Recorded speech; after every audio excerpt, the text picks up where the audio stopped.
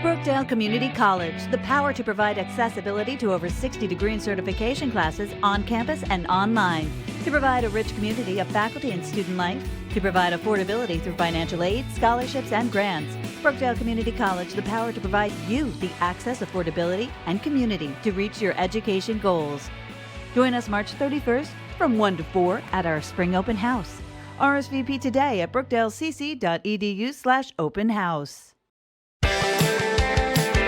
Brookdale Community College 11-week term.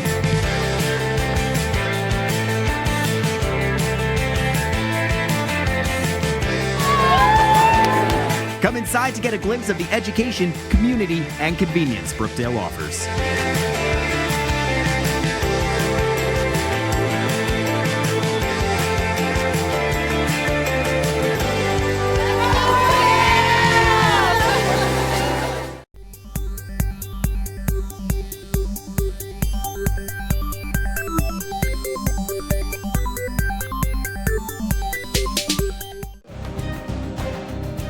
We're very proud here at Brookdale Community College to be co-hosting the first annual New Jersey Auto Tech Competition in partnership with NJ Car. Students who are competing here today will have the chance to go on to represent the state of New Jersey at the national competition at the New York Auto Show in April. They'll also have the chance to win 2 $1,000 scholarships thanks to the Brookdale Community College Foundation. One of the things that we're most proud of here at Brookdale is our Auto Tech program. It offers state-of-the-art facilities, hands-on training, and pathways to in-demand careers. The competition was definitely very challenging, some easier parts, some harder parts. I kind of got to put a variety of all my different skills in. I definitely felt very excited. It feels good to put my skills to the test and see what I can truly do. What we did today was a product of 3 years in the training. We created a competition statewide. The students here were here with their instructors, with their family. They moved through each session, enjoying every minute, and we are about to award the trophies. And our first place team is Hunterdon County Polytech.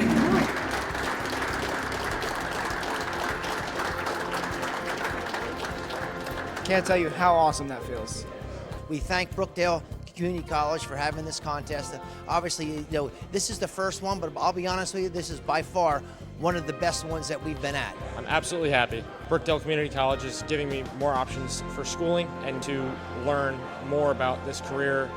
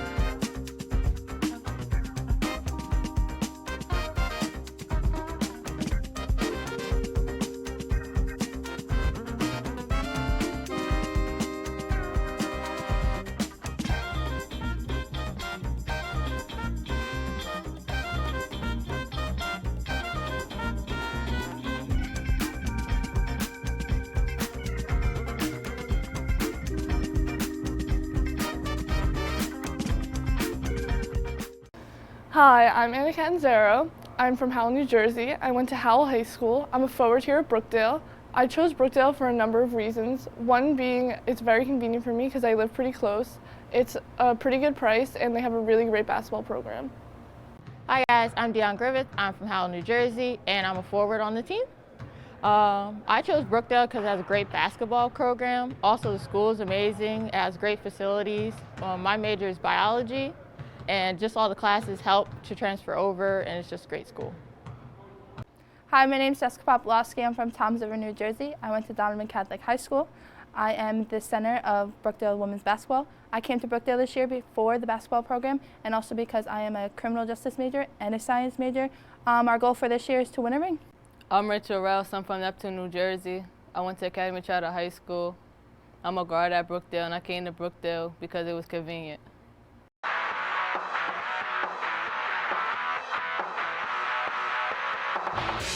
Over 18,000 students annually, flexible schedules, commitment to student success. Welcome to Brookdale. Convenience of 6 physical campuses throughout Monmouth County. Freehold, Hazlitt, Long Branch, Neptune, Lincroft, and Wall. Plus our 7th campus, online. Amazing campus life.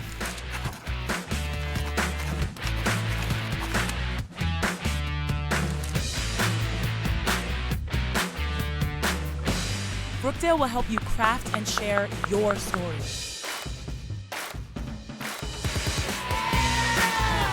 Impressive sports programs.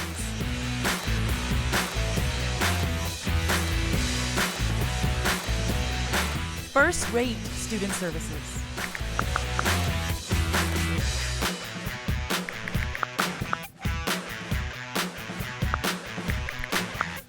Career services help you land your first job.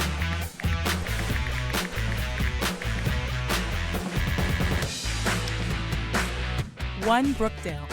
Academic excellence.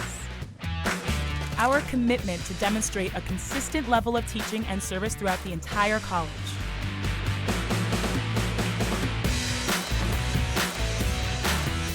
Students are now earning their Rutgers bachelor's degrees at Brookdale Community College's flagship campus.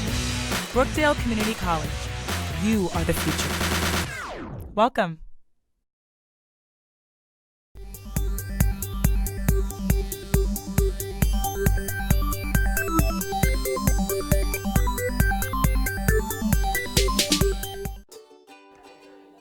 Well, the semester's coming to an end, and students are either cramming for finals or stressing about what their next step is. But if you come across the Brookdale Bankier Library, you'll find people who are willing to help you de-stress, relax, and clear your worried mind.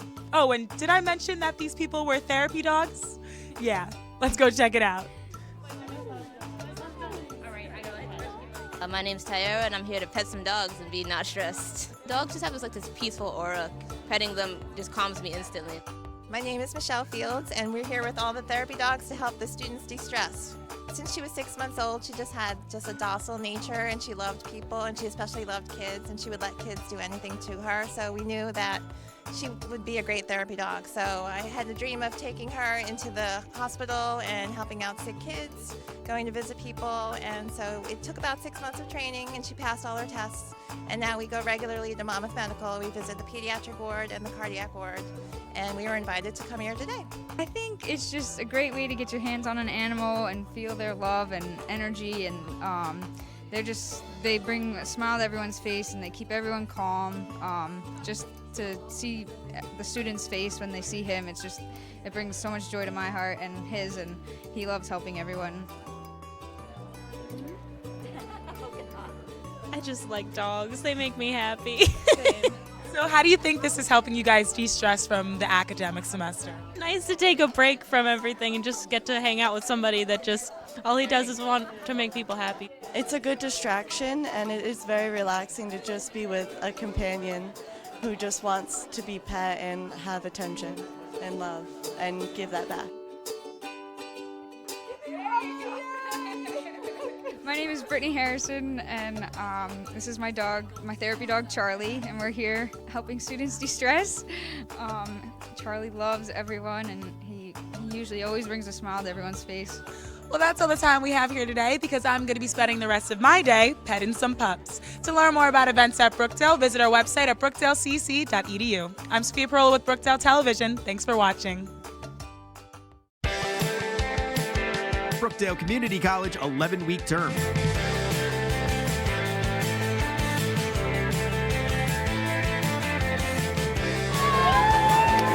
Come inside to get a glimpse of the education, community, and convenience Brookdale offers.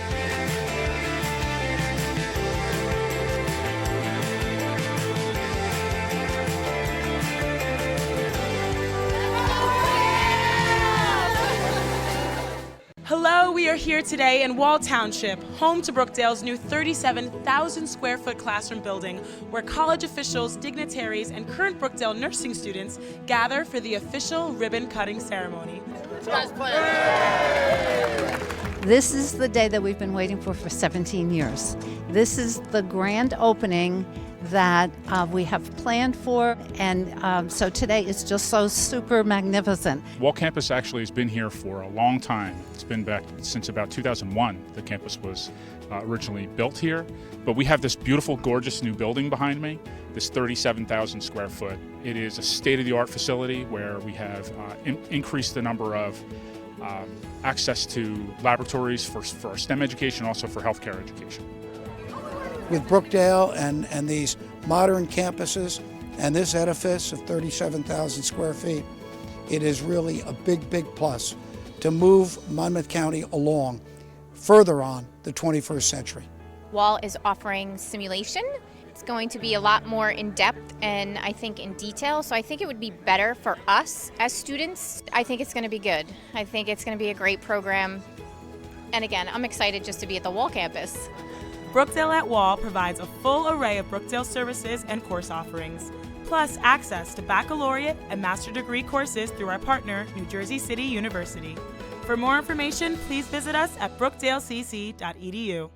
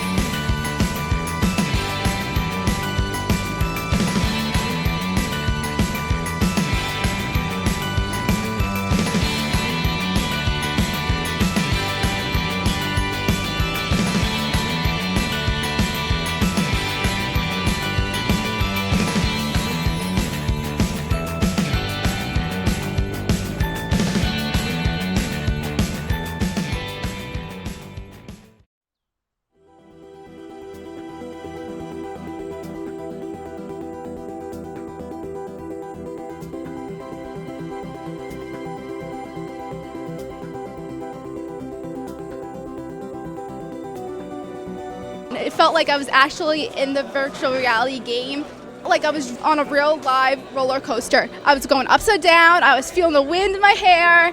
It was amazing. Oh my God, that was so cool. I love it. Thank you so much.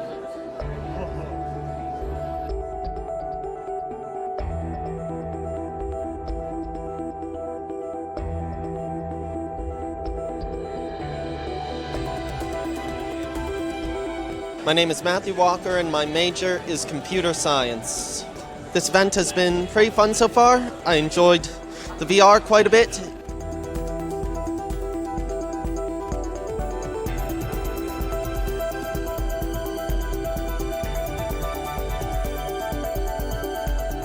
I like how you feel like the motion, like you see where you're going, and I was sweating because I thought it was real because the VR headset. I'd probably do it again. They come to Brookdale with a passion for healthcare, cybersecurity, fashion merchandising. They graduate and transfer to universities like Georgetown, NJIT, and the Fashion Institute of Technology. They begin their careers as registered nurses, security engineers, and fashion designers. This is what success looks like. And here is where it all starts. This is Brookdale, college redefined, success reimagined. Take your next step at brookdalecc.edu.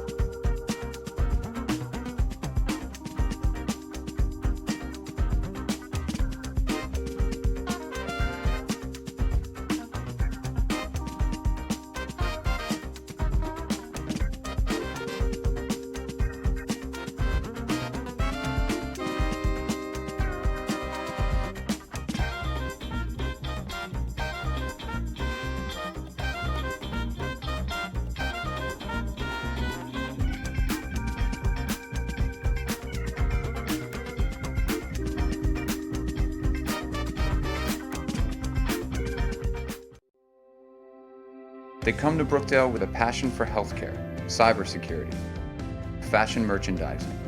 They graduate and transfer to universities like Georgetown, NJIT, and the Fashion Institute of Technology. They begin their careers as registered nurses, security engineers, and fashion designers. This is what success looks like, and here is where it all starts. This is Brookdale, college redefined, success reimagined. Take your next step at brookdalecc.edu. My name is Teray Gatlin, and I'm from Paterson, New Jersey, and I play forward on the Brookdale men's basketball team. I chose Brookdale as a school to attend to because I love the facility and I love the school, and it also carries my major, which is criminal justice. Hi, and welcome to the Fall Term Event Celebration. I'm Lauren Conkar for Brookdale TV. We're here at the Bankier Library where students are gathered for games, prizes, free smoothies, food, and more. Let's take a look and see what's going on. Celebration is so important to the students here at Brookdale because for many of them it's their first experience in an academic library.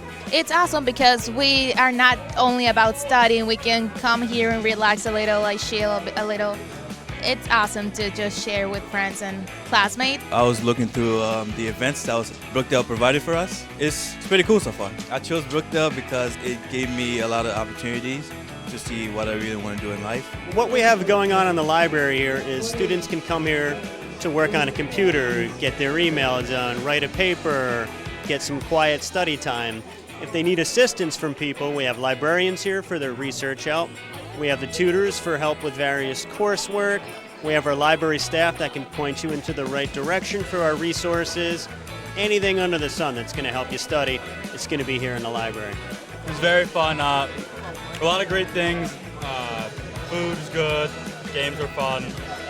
Met some new people. The library is really good because they have tutors here always to help you and various amount of resources for you to study for your class. Thank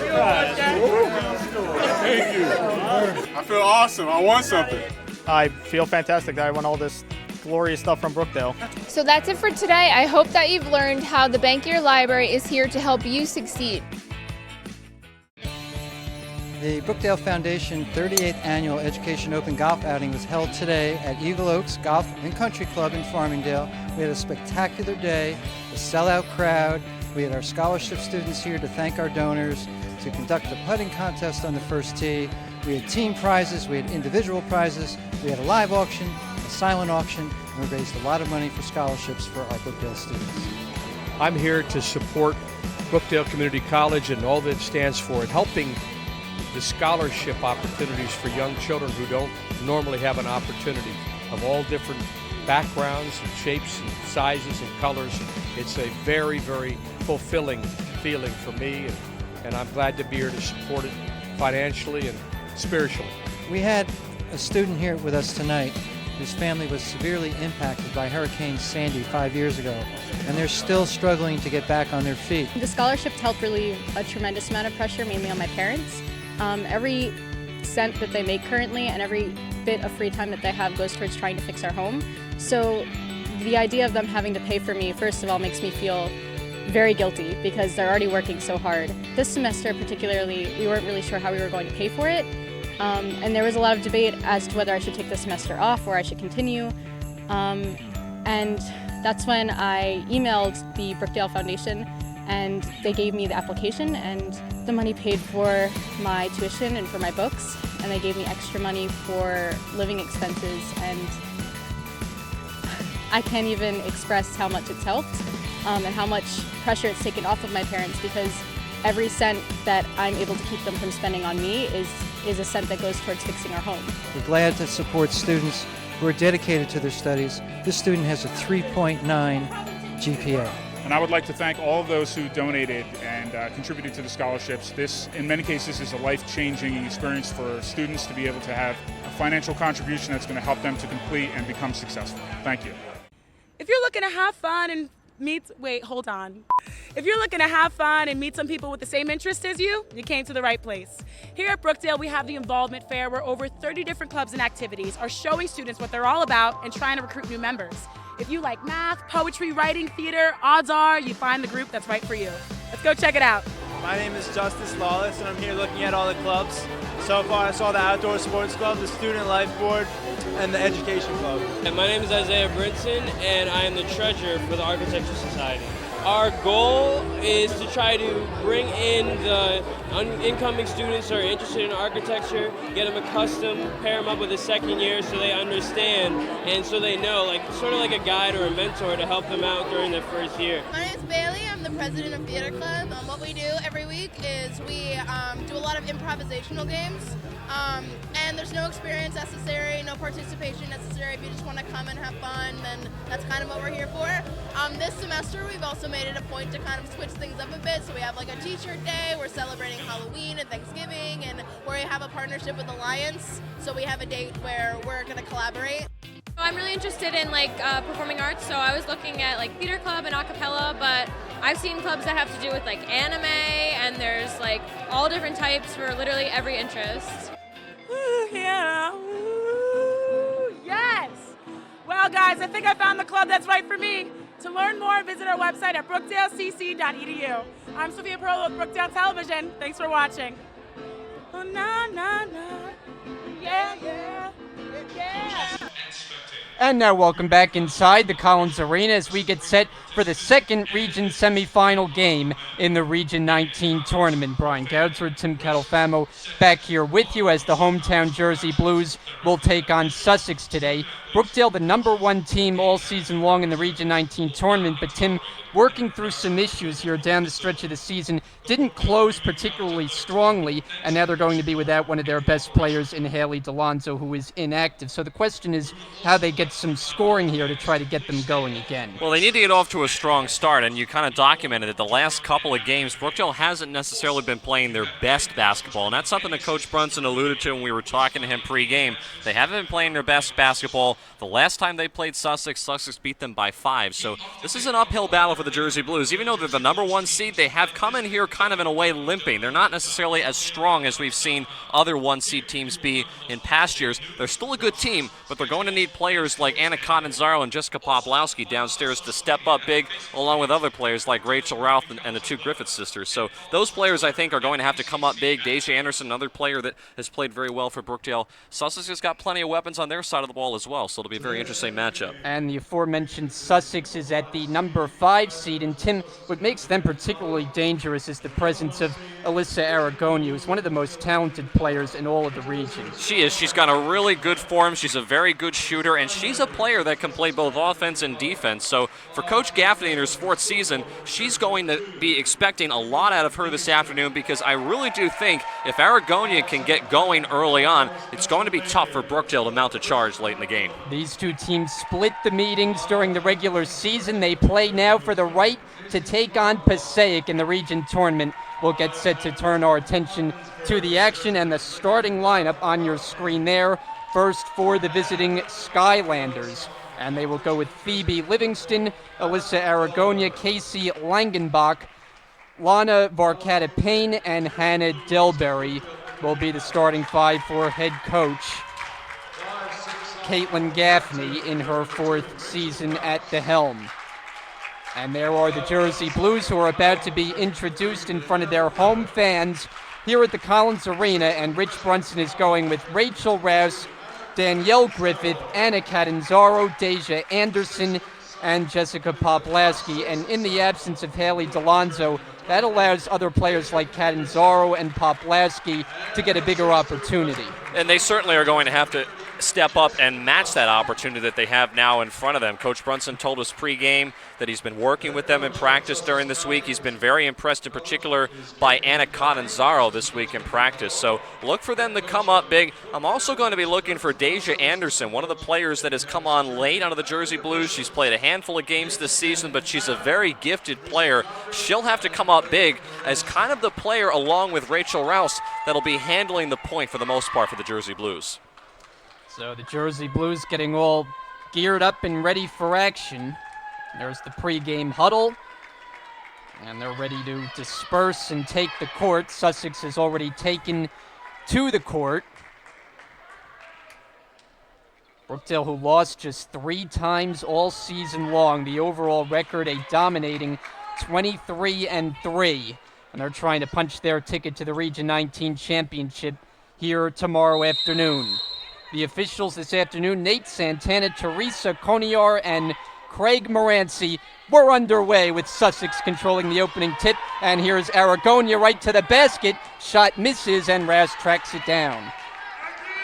We talked about in the opening, Aragonia is going to be a player that for Sussex that is going to have to get off to a good start. Immediately, as soon as she got that ball, she took it to the rim. So Sussex is here to play.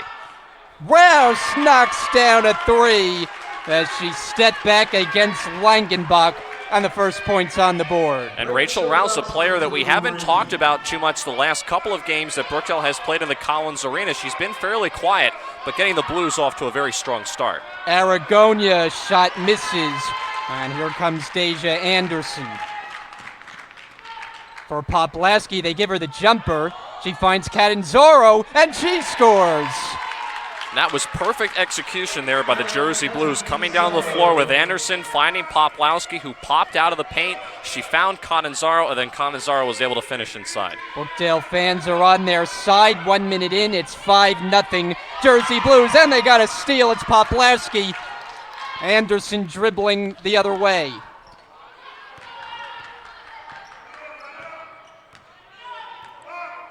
Smart recognition there by Anderson to realize she didn't have the numbers. There's no rush. It's early in the first quarter. Take your time. Work for a good shot. Rouse, this one's in and out, and it's rebounded by Delberry. Casey Langenbach for Aragonia. Skylanders get set up. They look to crack the scoreboard for the first time. Langenbach doubled on the drive, and a foul called. That's the first foul of the game thus far, and it comes at the 8:21 mark of this opening quarter. And if you're Sussex, you're going to want to attack inside. You're going to want to try to get Brookdale in foul trouble. So if I'm the Skylanders, I'm trying to get that ball inside the paint as many times as I can. And that's Phoebe Livingston, who's a little shaken up as she got hit pretty hard on that drive. And now she steps to the free throw line. So quickly, a couple of fouls picked up. This one is on Poplawski, and she substitutes out of the game. Dion Griffith is in. And I know that Brookdale has a 5-0 lead, and they've gotten off to a strong start offensively, but 2 quick personal fouls on 2 of your more talented players on the floor, that's not a way to start a game on defense. So we'll see if Sussex can take advantage. Delberry in the post, lost it, and taken away Catanzaro. Anderson for Griffith inside, didn't catch it cleanly, finds Rouse on the perimeter, 3 on the way, doesn't go, and it's rebounded by Aragonia.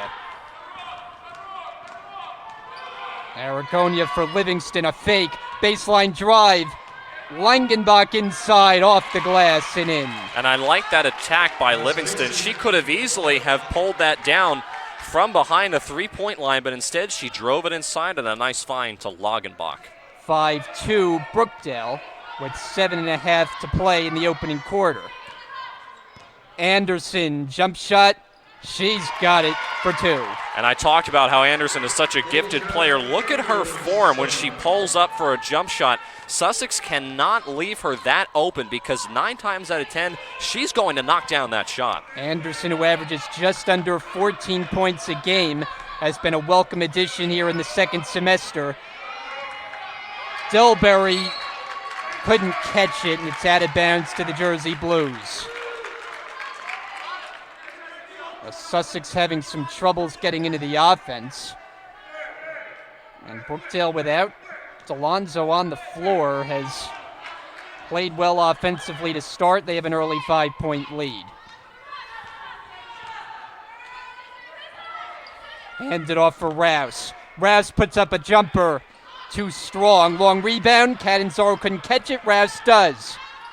Griffith up from the baseline. Off the rim, no. And the rebound collected by Delberry. Casey Langenbach to the basket with a floater. Tipped up in the air, and Rouse got it. And so far, not bad looks for Sussex. They just haven't been able to get anything inside to drop, but I like the aggressiveness going to the hole and trying to draw some contact. Griffith sets a high screen.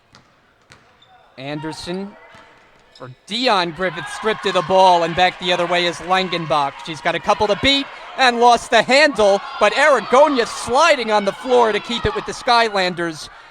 And then it's taken away in the paint by Anderson. She grabs hold of it and settles it down for Rouse. Rich Brunson, sensing his team a little out of control, is going to stop the clock for a timeout.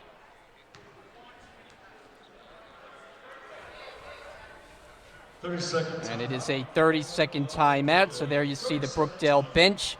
Each season under Rich Brunson, this is now the third, and Brookdale has amassed the 20-win plateau in all three, as their success has continued, and of course this year has been by far the best, being the #1 seed in the region. Yeah, it certainly has been the most impressive season in the third year under Coach Brunson, and something that's interesting about that is Brunson has now 3 years in a row since taking over the head coaching job, led a team to the Region 19 tournament. They haven't always won. They went to the national tournament in his first year. They didn't win last year. They came up very close. They lost to Rowan College of Gloucester County in the championship game, but this overall clearly has been the best year that Brunson has had as a coach of the Jersey Blues, and to come to the tournament 3 years in a row, that's a very impressive feat.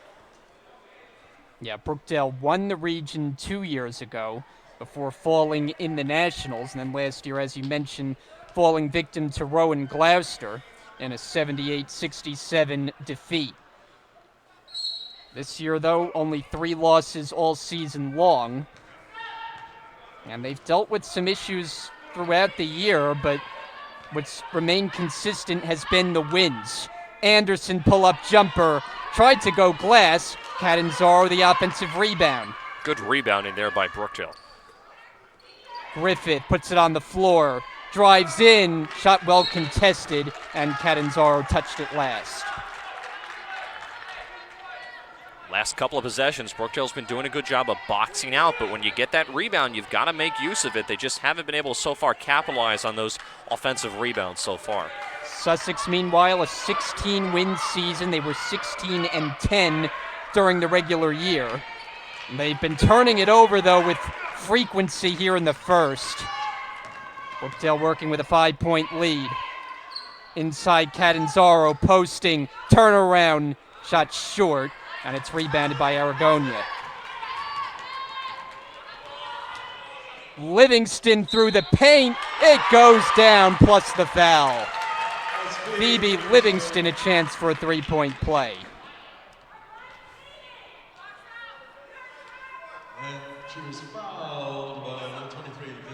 It's on Deja Anderson. All 3 fouls thus far have been on Brookdale. Livingston, the freshman out of Stillwater. 3-point play is good. Alexis Espada comes in. And Catanzaro to the Brookdale bench. About halfway through the first. Low scoring to start.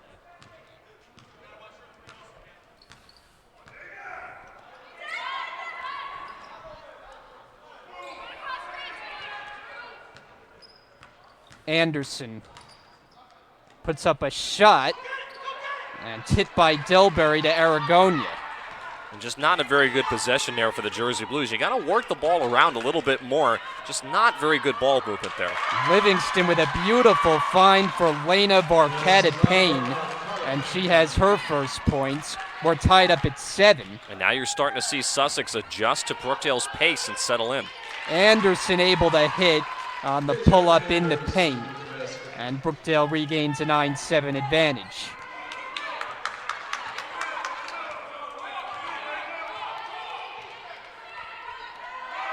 Aragonia.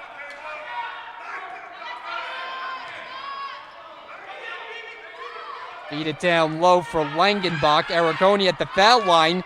Livingston drives inside. Floating shot, banks it in. And how about Livingston, a player that only averages 11 points a game? She's got several now and is doing it by being aggressive and going to the rim. Nice job. Anderson, that's a blocking foul as she ran into Livingston. And there, Sussex will pick up their first team foul. It comes after better than 6 minutes have been played. Not in the act of shooting. Anderson to inbound it. Espada open in the corner, but Anderson goes with Rouse.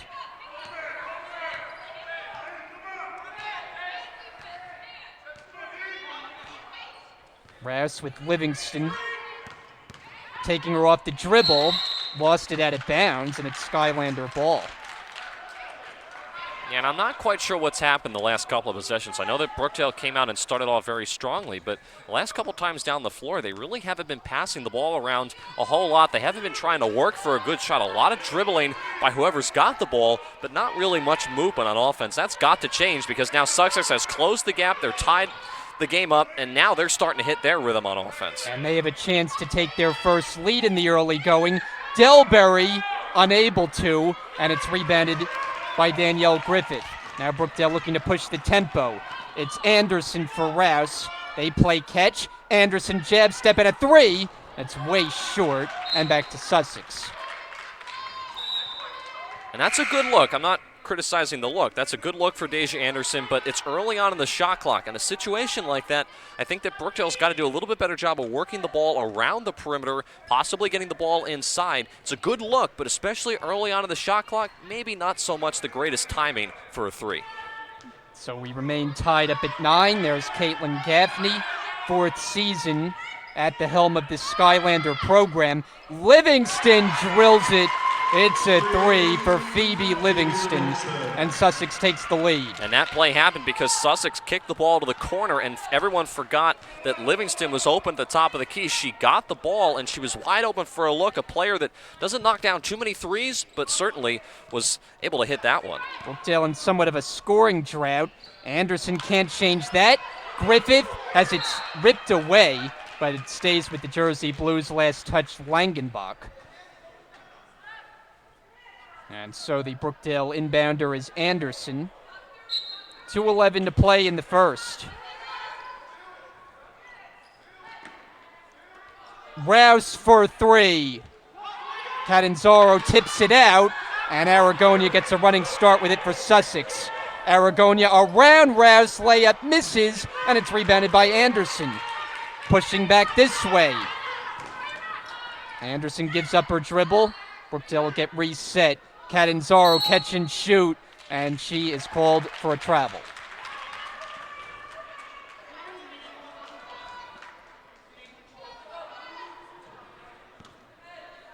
So Sussex got here with a 51-46 win against Bergen in the region quarterfinals, and that was a game that needed overtime to decide it. They were outside the top 4 in the region, but here they are playing in the Final Four. They lead by 3. Here is Aragonia for 2. And now you're really starting to see Sussex settle in on offense. They're getting Aragonia going. That was a good look and a nice jump shot. But one thing that Sussex is doing is they're moving the ball around, and they're trying to get different looks. Brookdale the last couple of possessions has come down and has done a lot of dribbling, but not that much movement on offense. That's got to change. Griffith rimming, and no good. Tipped by Catanzaro, who touched it last. Sussex did. Boy, that ball hit every part of the rim. Sometimes you have shots that do that. Sometimes they go in. It's really disappointing when after all that, it doesn't drop. Espada fires. Doesn't go. Offensive rebound, Griffith, and she's fouled. Danielle Griffith getting the offensive rebound, and she'll step to the line. Second team foul on Sussex. And that's going to be a crucial area for the Jersey Blues. They're going to have to get rebounds and second and third chance opportunities. That's something that the last several games has been a Achilles heel, so to speak, where they haven't been able to rebound. They haven't been able to do a good job boxing out. That's one thing that they've got to do a better job of, and that's something that Coach Brunson told us pre-game. He's been working with his team in practice to get them better and more able to box out and bring those rebounds down. Second attempt for Danielle Griffith is no good, and it's rebounded by Varkata Payne. Livingston's ahead of the floor. Livingston on the attack. Layup, no. Offensive rebound. Langenbach in traffic. Aragonia tries. It goes, and one. We just talked about boxing out. Brookdale did not do a very good job boxing out on that last possession. A lot of players for Sussex underneath the basket. It's not enough just to have bodies down there. You have to box out and then back people up, back out the defensive players that are underneath the rim. Brookdale did not do that on that possession. Boy, Brookdale started with a 5-0 lead. Since then, it is a 16-4 extended run by the visiting Skylanders as they've opened up a 7-point lead. Here's Rouse with a runner. It goes down. That was a much-needed bucket because you mentioned it. They had been on a scoreless drought. Much needed. Now we'll see if Brookdale, towards the end of the first quarter, can get something going. Shot clock turned off. Sussex takes their time, working with a 16-11 lead. Livingston just dribbles. Aragonia top of the key. 4 seconds left.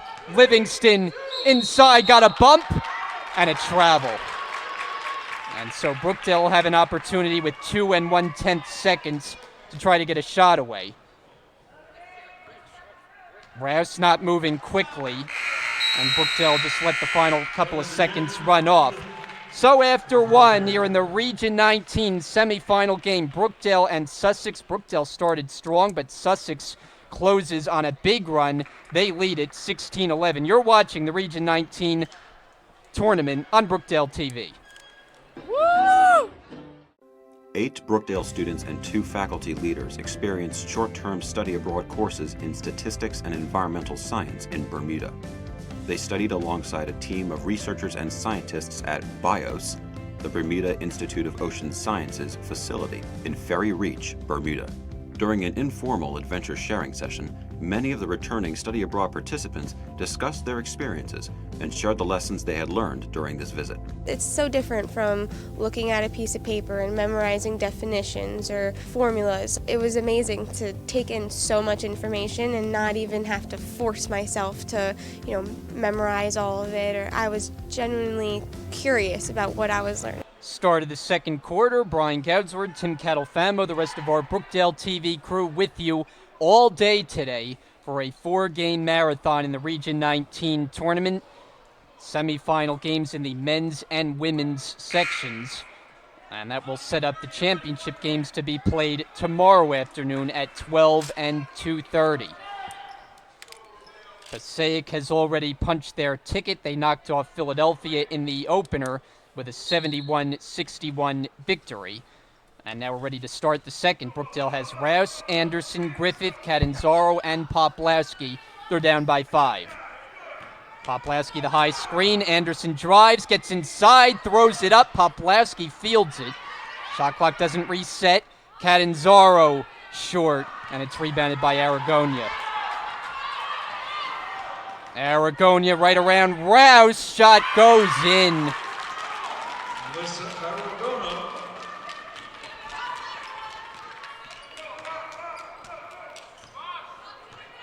Looks like we have one of the men's teams arriving here at the Collins Arena.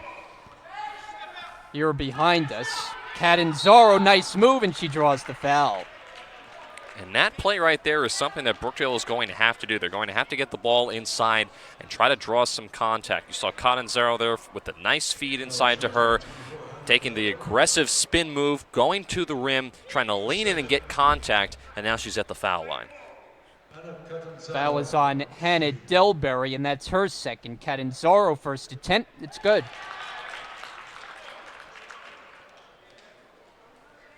Catanzaro, a player that Rich Brunson felt had a very good week of practice, and he's relying on her to step her game up with Brookdale not having the benefit of Haley Delonzo on the floor for the next couple of games. Yeah, and Catanzaro has been quiet the last couple of matchups that Brookdale has had in this arena, but she's really good in the post area. If she can get going, it's going to be tough for Sussex to stop her.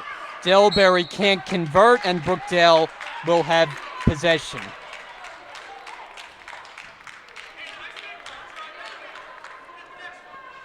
Jersey Blues unbeaten here at the Collins Arena, a perfect 11-0 during the regular year, and now have the benefit of playing the region tournament games right here. Rouse using the Poplawski screen, comes up short, and another rebound, Aragonia. Livingston, a lot of contact from Anderson, who takes it away. Anderson hustling back. Rouse spots up for three. And it's rebounded by Langenbach.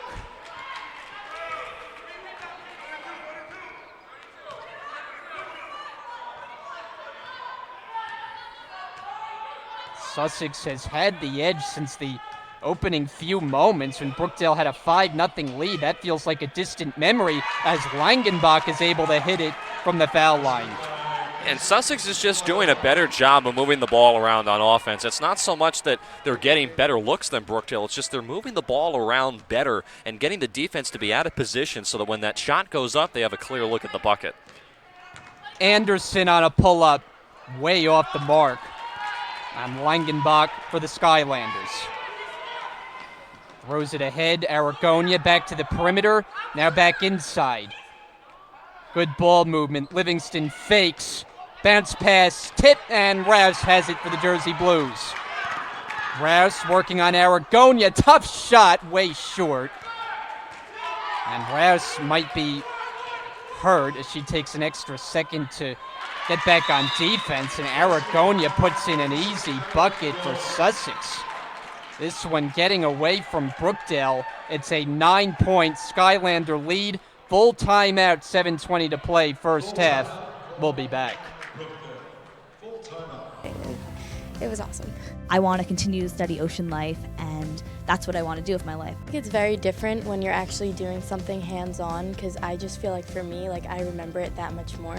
So I'll always remember this trip, and it was great, and we had great teachers that knew a lot about their subjects, so it was good. Really interesting was more of just the cultural aspect of it, seeing how their culture was different than ours, their architecture, their different forms of dialect. We all can say this, that like we learned so much that you didn't even think you would even be able to learn. Studying science and all that stuff, to me, it wasn't very appealing, but the things I've learned and the stuff that we did and the experiences we had, like, it really made me enjoy school. I never really did, and I just got so many opportunities to be with amazing people, and we all got to do so many fun things. And Sussex has been on a roll of late. They have themselves a 9-point lead. And a team that kind of snuck in to this Final Four here by beating Bergen in overtime in the quarterfinals. One thing for Brookdale, though, this was something that we talked about in a past broadcast. It's been a long layoff since they last played. In fact, it's been 2 weeks. And again, sometimes I think that can fuel a sluggish start. Yeah, it certainly doesn't help things, especially if you haven't been up to game speed. But one thing that Coach Brunson is trying to do is trying to get his team more acclimated so that they are ready for game speed. But certainly they've gotten things off to a strong start in the first, but ever since then it's been a struggle to get more consistency going. So that's really been something that I'm sure is concerning to Coach Brunson. But yeah, the long layoff I don't think definitely helps Brookdale. They had a bye because they were the #1 seed, so that might not be working in their favor. Catanzaro misfires, and it's out of bounds.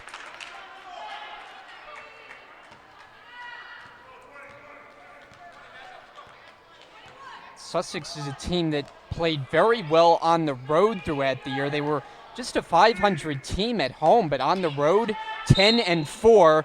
Langenbach, it doesn't go, but she is going to the free throw line. So the second leading scorer for the Skylanders takes her first trip. And the foul is on Dion Griffith.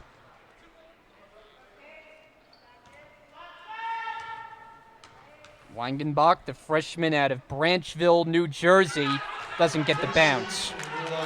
And this has historically not been a very good foul shooting team for Sussex this season. They don't have a great average at the line, only shooting 61% as a whole.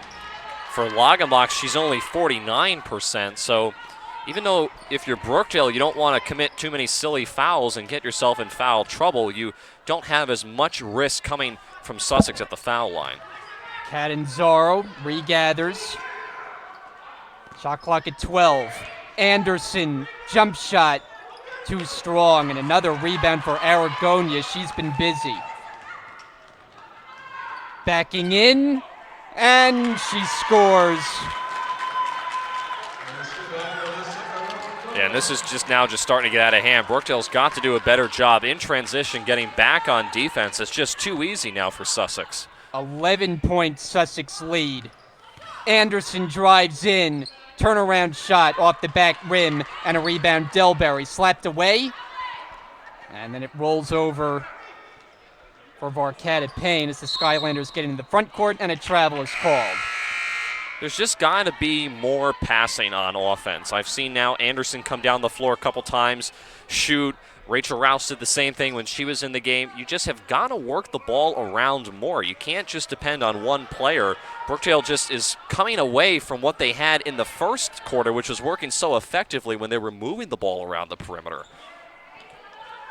Griffith one-on-one on the perimeter. Catanzaro from the foul line, short on a bounce to Langenbach.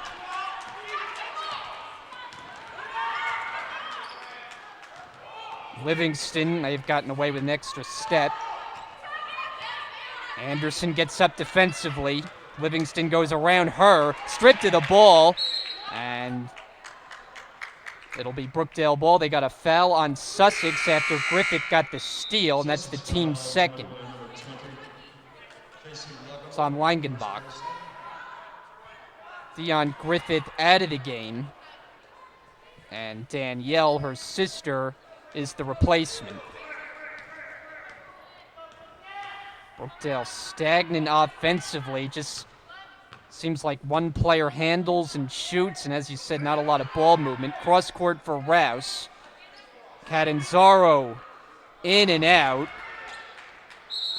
And a fight for the basketball will go in the direction of Sussex. And I know that shot didn't go in by Catanzaro, but that was a much better offensive possession because you moved the ball around. You got Sussex to move on defense. That's something that it's just kind of basics in basketball. You've got to get that defense to work a little bit. That's why it's called working for a good shot. Brookdale did that, just didn't go in, but I like that aggressiveness. Aragonia for three. And once she starts to get going, you're in trouble. I was just going to say, we talked about her in the opening. She's a really talented player. Brookdale cannot allow her to be that open. Stepping in front, Langenbach for the steal. Langenbach able to get it to go. And Sussex has everything working. A 16-point lead after they fell behind 5-0 before you could blink. And this is rather stunning. Poplawski, good position, and gets it to go. That was much needed. And a much needed bucket. You talked about it, Brian, but a really nice move by Poplawski. That spin move, that was a really good move. She's going to have to get that ball more often in that position. Aragonia not that time. Varkata Payne on the offensive glass. Reset of the shot clock. To the baseline, Langenbach, back out Livingston. On the drive, got a bump from Poplawski. Aragonia inside the arc, off the rim. It's loose and picked up by Rouse.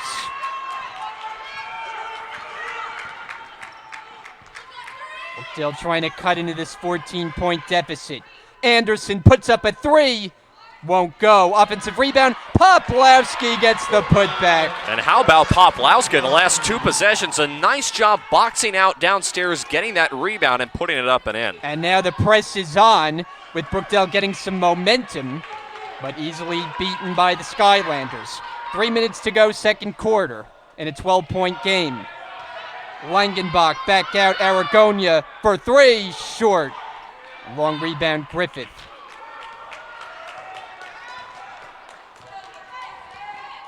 Deja Anderson. Catanzaro. Another offensive rebound for Poplawski. Ripped away.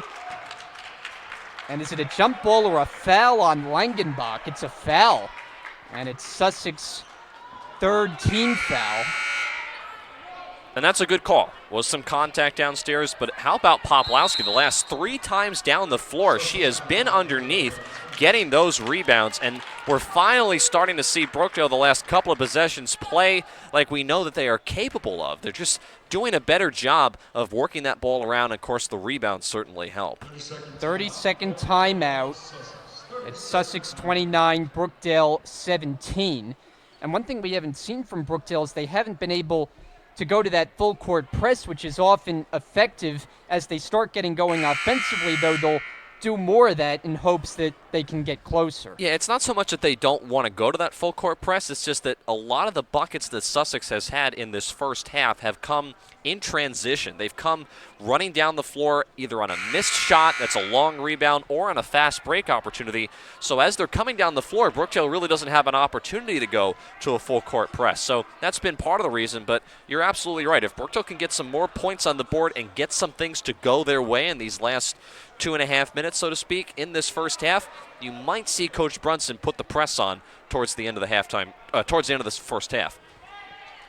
Outside the timeout, Anderson the inbounder.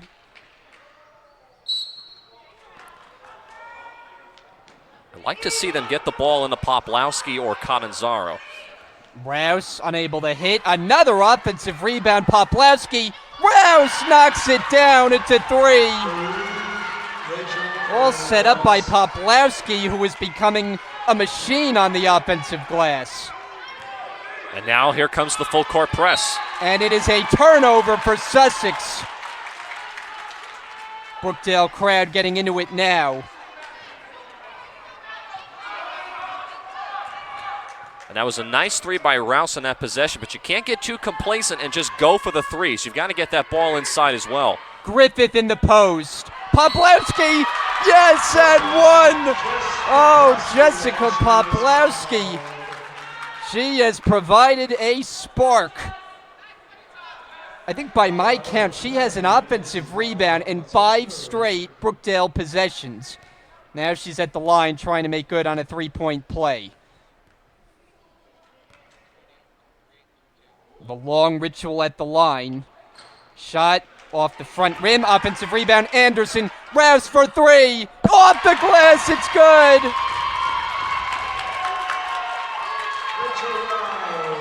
And how about that, Brian? It was a 12-point deficit. You look up and blink, and it's down to 4. 29-25. Livingston way short. Anderson gets to it for Brookdale. And now you're finally starting to see a little bit of fire from Brookdale. They looked a little lethargic to open this game, but now they're really firing on all cylinders. Griffith can't connect. Poplawski again, and she's going back to the line. No, the turning point in this half is when Poplawski came in and decided she wasn't going to allow anyone else on the floor to get a rebound. Well, she's done a really good job, and it's just simple basketball. It's boxing out. Poplawski, a very talented player in that regard. They've had issues boxing out in the paint area all season, but Coach Brunson has worked in that during practice, and you're really seeing Poplawski really perform very well. Probably the best first half that she's had all season. Into the game is Sussex number 22, Alina Hoxa. Alina Hoxa is in for the first time on the Sussex side. Catanzaro is making her way to the scorer's table, set to check in at the next dead ball. Poplawski, second attempt. And it's good, 2 out of 2. Here is Catanzaro. And she is coming in for Poplawski, who deserves a well-earned hand. And just to further that point, there's not too many people on Sussex side of the ball that can match up against Poplawski with her size. She's 6'2". Not really that many players on Sussex that are above 6 foot. A lot of them are below that threshold, so it gives her an advantage inside. This game tightening up. 2-point Sussex lead. Shot clock at 10. Delberry. Aragonia in the paint, short, and it's rebounded by Catanzaro. We'll hit the 1-minute mark until the halftime break. It's Anderson going all the way for the layup. And this game is tied at 29. Press on again. Into the front court. Aragonia's trapped. And a timeout taken by Sussex. Aragonia had nowhere to go with the ball, and so a 30-second timeout was necessary. And how about this run by Brookdale, Brian? I mean, wasn't the score 29-17 just literally a few moments ago? This has been an incredible, from my count, from what I'm calculating up here in the booth, that's a 12-0 run for the Jersey Blues. So unbelievable how much energy now that they have on the floor. They were very lethargic. They weren't really doing a very good job on offense. Now they're getting the ball inside. And how about Jessica Poplawski with the rebounds, putting them up and in, going to the foul line, knocking them down from the foul line. So Brookdale just has completely turned around their game plan. I don't know if Coach Brunson said something during a timeout or maybe just the team just started getting frustrated, but they are really starting to fire themselves up and play very well. Region semifinal matchup. The winner will play Passaic. It'll be tomorrow right here at the Collins Arena. 29 all, about a half-minute remaining, second quarter. Aragonia for two. It's short. She's got her own rebound. And shot is blocked by Griffith, and there Brookdale can hold for one.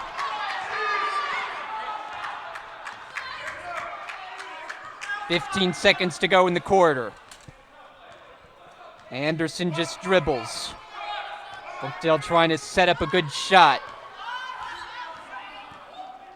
Anderson, step back jumper. It's good! Brookdale takes the lead into the locker room. What a run to close out the half. 14-0 Jersey Blues to turn a 12-point deficit into a 2-point halftime advantage. Entertaining first half and a game of runs thus far. You forget this game started 5-0 Brookdale, and that feels like a really long time ago because then Sussex controlled it for much of the way, built up a 12-point lead, and then Jessica Poplawski was just determined to get every rebound in sight, created second chance opportunities. Rouse hit a couple of threes, and Brookdale was on their way to cutting into the deficit. Yeah, Jessica Poplawski played really well, and that was one of the keys that we talked about in the beginning, Brian, how Jessica Poplawski and Anna Cananzaro, the two players in the post, were going to have to come up big for the Jersey Blues. They did just that, especially Jessica Poplawski. Really impressive getting those offensive rebounds. For Sussex, they're going to have to make an adjustment. I talked about Poplawski's size at 6'2". There's really not that many people that are within that 6-foot threshold. They're below that, so it's difficult to place a body on Poplawski to try to box her out, but Brookdale's really taking advantage of that and using it to their credit, getting a lot of rebounds, doing a very nice job inside. So I think that finally the Jersey Blues have woken up. Sussex really looked like they had gotten control of the game. Brookdale in the late stages of the first half really started to click on all cylinders and get to the rim, which I think is something that Coach Brunson is going to have to tell his team to do more of in the second half. They were just chucking up threes, it seemed like, every time they came down the floor late in those first couple of minutes. So that's really going to have to change, but I tell you what, they've performed very well. They have a lead now. It's very impressive. I've been very impressed by this team in this first half. 31-29 is the Brookdale lead, trying to win the region for the second time in 3 years. If they win today, they will play tomorrow against Passaic. We're at the halftime break right now. Tim and I are coming back on the other side for the second half here on Brookdale TV.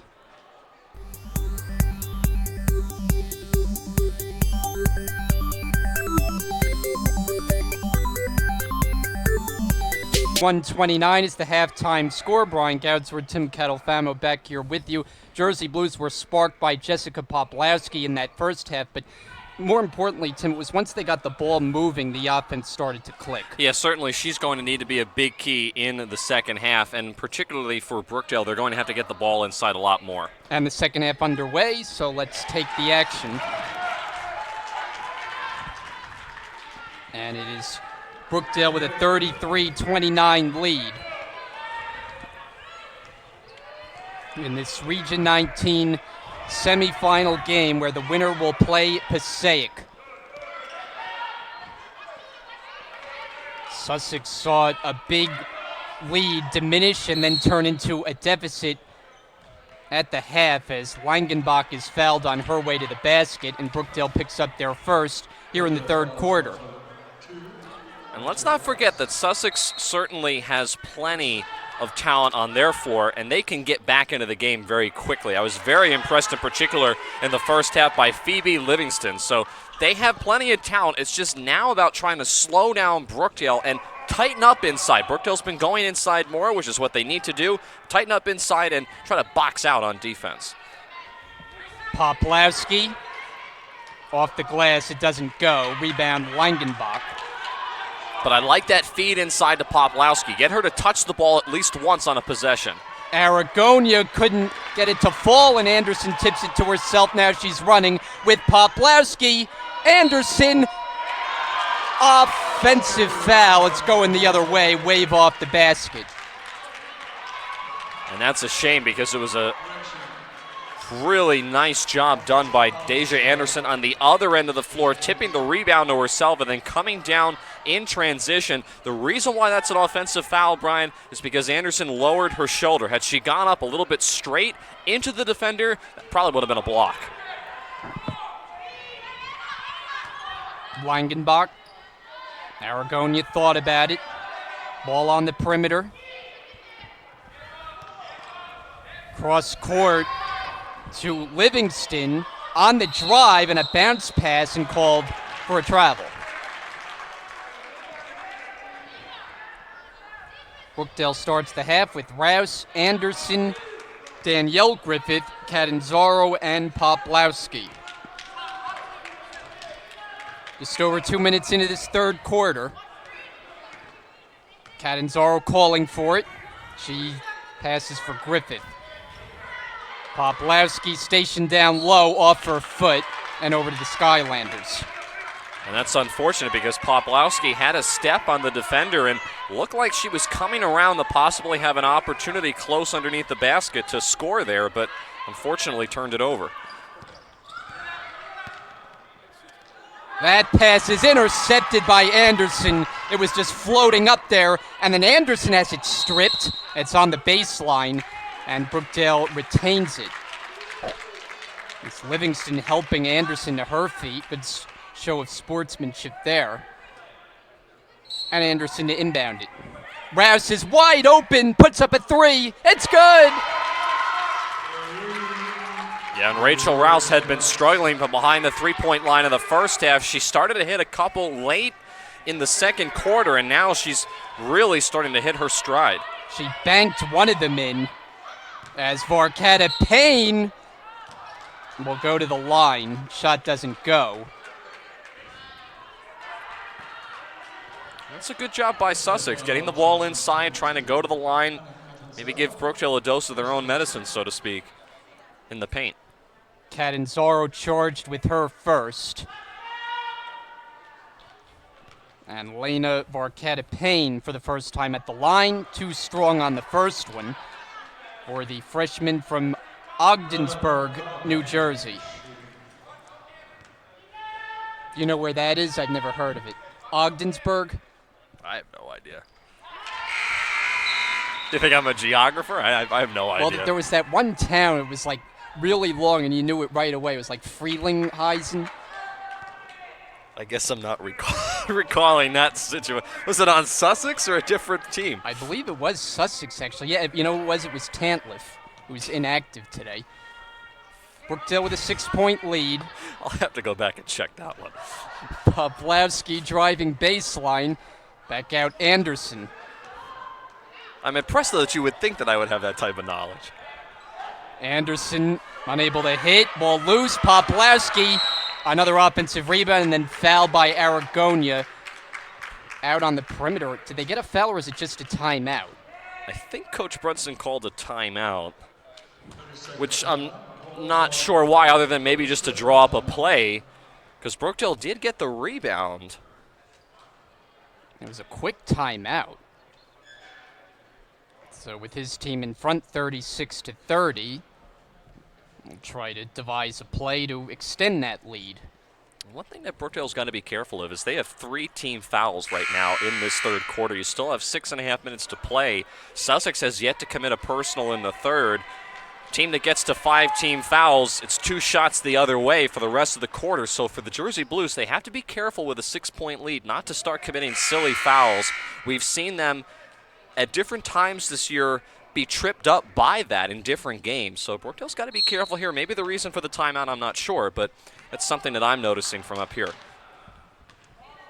Anderson running the point, using the Poplawski screen. Anderson for a jumper. Poplawski offensive rebound. And Brookdale holds on to it. There is just no answers inside for Poplawski on the offensive glass. And I've been very impressed with her. She's just doing a good job positioning herself. She knows when that shot goes up that she's got to be somewhere in the paint as a miscommunication there leads to a turnover. But still, I've been very impressed by her play, not just in this first half, but continuing into the third quarter. So it'll be Sussex ball. And there's Rich Brunson. 36-30, Brookdale ahead.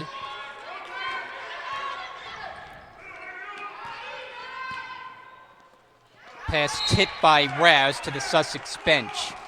And Sussex just looks a little bit confused on offense. They were getting everything to go their way in the first half, but they look a little bit slow. Brookdale has stepped up their intensity on the defensive end, and Sussex in some ways just looks a little bit lethargic where they're trying to get things to work. They're trying to force the ball inside, but it's leading to turnovers. Like there as Rouse has it. Rouse picked up her pivot foot. Set up the offense with Anderson. Livingston on her. Anderson going to work on the drive in the hands of Catanzaro. Bank shot, no. Follows it up, and it goes. And this is the way that we're used to seeing Brookdale play, with getting those offensive rebounds. Catanzaro downstairs there. Livingston just threw it up, able to save it was Aragonia. Langenbach drills it. Sussex definitely needed that. They needed some type of offense. 38-32. Approach the midway point of this third quarter. Anderson just holding. Catanzaro sets the screen. Griffith, pass taken away. It's Livingston.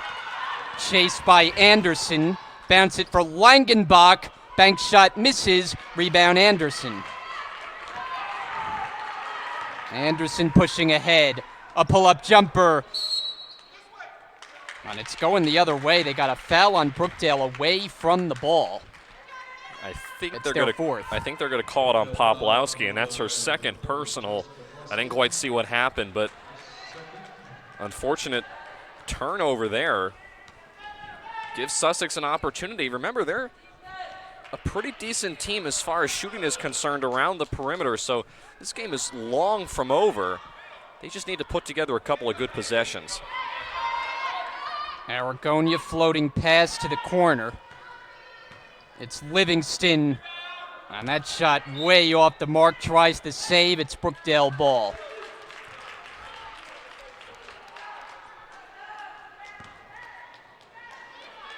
Jersey Blues have only lost once in the conference all season, a 15-1 record, nearly spotless. And that one loss was to Sussex. One of just 3 losses all season long. Raz comes up short, and the rebound picked up by Langenbach. She looks up the floor with it. Ahead for Aragonia, gathers it in. Shot misses, but fouled by Catanzaro. Just a good time there by Sussex, realizing that Brookdale wasn't really set. They were having trouble transitioning back on defense. They kind of caught them sleeping a little bit, and Sussex took it to the rim, drawed the contact, and now they're at the foul line. Aragonia shoots it at 70%.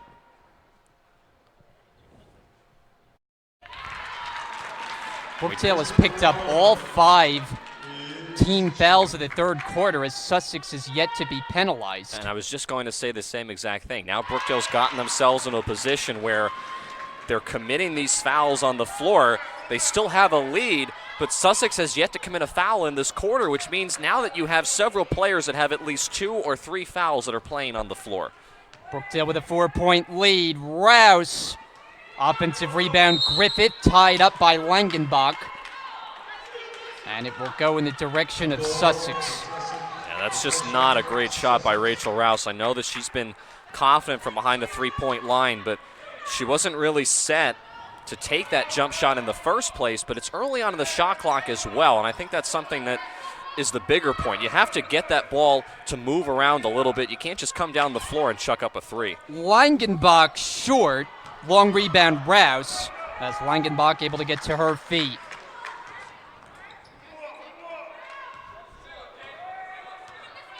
Livingston on Anderson. Anderson a crossover. Catanzaro, she's got it. And that's Catanzaro's spot around the baseline, about 15 feet away. She really likes that corner shot, and that time a nice find by Anderson to find Catanzaro.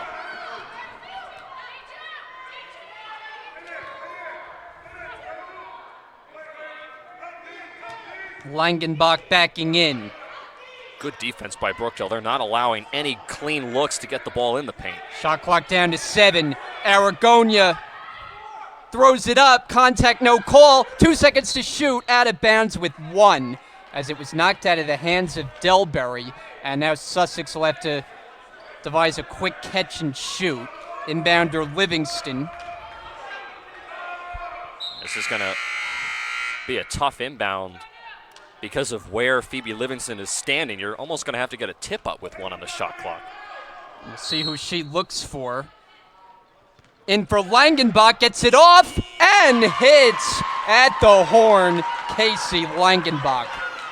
And that's so frustrating for Brookdale on defense because you hold the team to pretty good, not allowing any penetration inside. You hold them good for 29 seconds, and on that last second out of an inbounds pass, you give up a 2. Rouse looking for an option. There's a whistle and a timeout.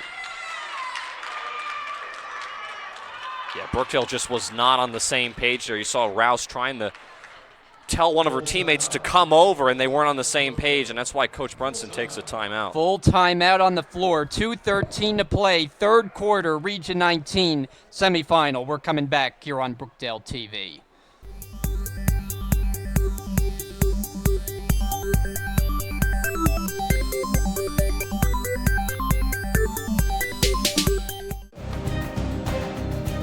We're very proud here at Brookdale Community College to be co-hosting the first annual New Jersey Auto Tech competition in partnership with NJ Car. Students who are competing here today will have the chance to go on to represent the state of New Jersey at the national competition at the New York Auto Show in April. They'll also have the chance to win 2 $1,000 scholarships thanks to the Brookdale Community College Foundation. One of the things that we're most proud of here at Brookdale is our Auto Tech program. It offers state-of-the-art facilities, hands-on training, and pathways to in-demand careers. The competition was definitely very challenging. Some easier parts, some harder parts. Brian Goudsword, Tim Kettle-Famo, the rest of our Brookdale TV crew with you today and all day here on Brookdale TV, where our telecasts are brought to you by Joyce's Subs and Pizza, and they are located at 655 Newman Springs Road in Lincroft and available online at joycessubsandpizza.com. 10 on the shot clock for Brookdale outside the timeout. They have to work quickly. And in the hands of Griffith, down to 3. Griffith turns, and it's corralled by Langenbach. Back the other way, the Skylanders. Langenbach, a jumper, short. Rebound, Rouse. Secures it.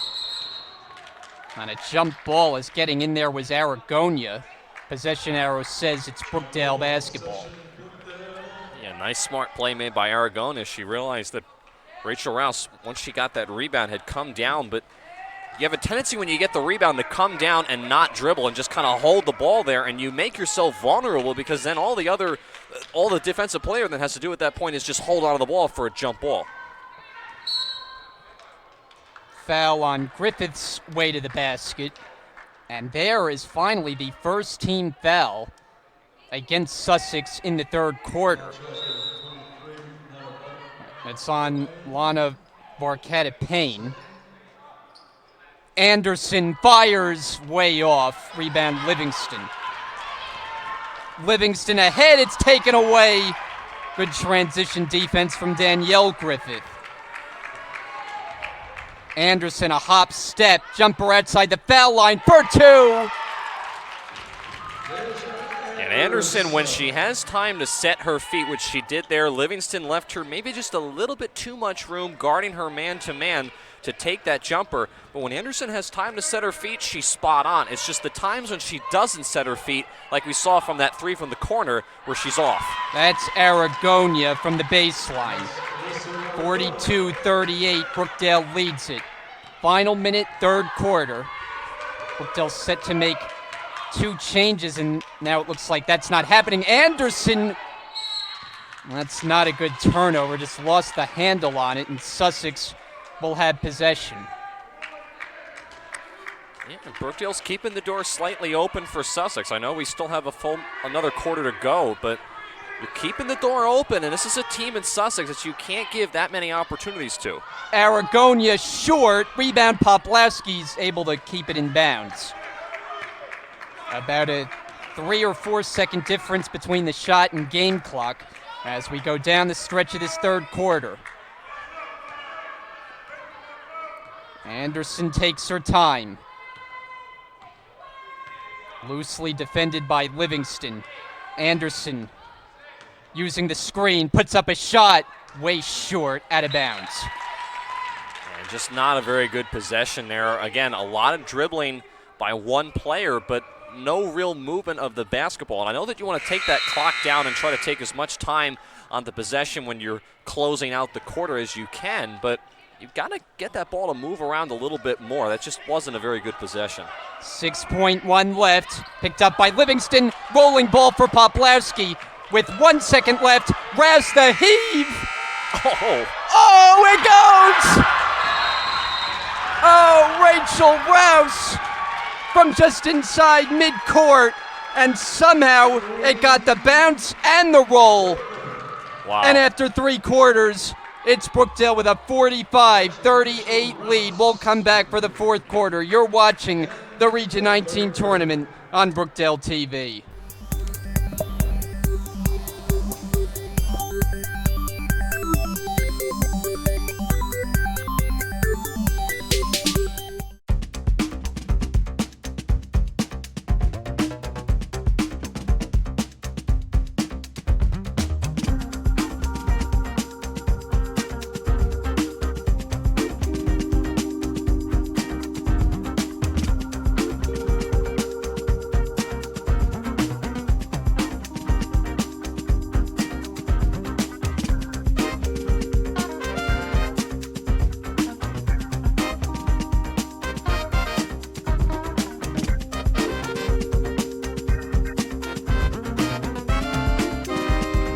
Minutes to play today.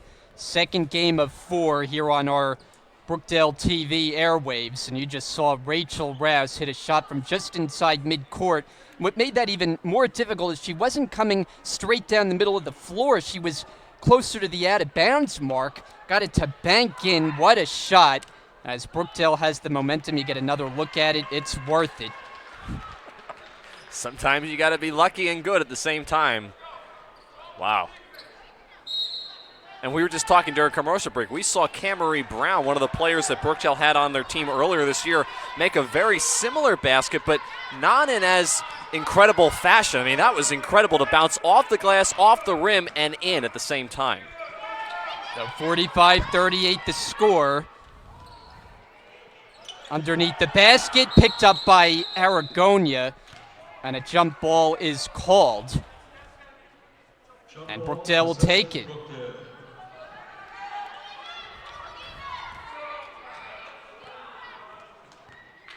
You got to give Brookdale a lot of credit, though, because this game didn't look like it was going their way. Sussex had built up a 12-point lead in that first half. Brookdale fought all the way back, took the lead at the break, and have continued their strong play here in the second half. Yeah, I mean, you certainly have to give them credit for fighting back, as it looks like Livingston's going to pick up a personal foul there. But you look at where they were to start the game. They got off to a very hot start, and then Sussex really started to run their offense.